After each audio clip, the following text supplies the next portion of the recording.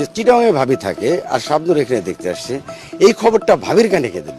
বলতে পারে বললো যে শাবনূর নাকি সব বলে দিত। ফের তুমুল চর্চা শুরু হয়েছে ঢাকাই সিনেমার দর্শক প্রিয় নায়ক সালমান শাহর মৃত্যুকে ঘিরে।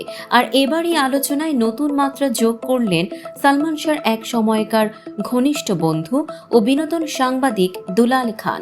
সম্প্রতি এক সাক্ষাৎকারে তিনি জানিয়েছেন, শাবনূর নাকি সালমানের ব্যক্তিগত তথ্য তার স্ত্রী সামিরার কাছে গোপনে পৌঁছে দিতেন।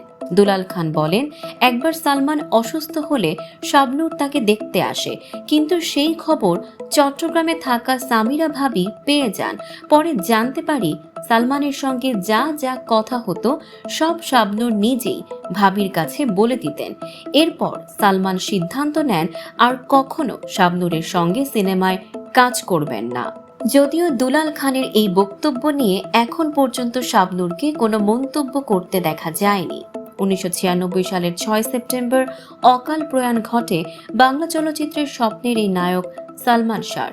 মৃত্যুর এত বছর পরও তিনি কোটি দর্শকের মনে অমর হয়ে আছেন।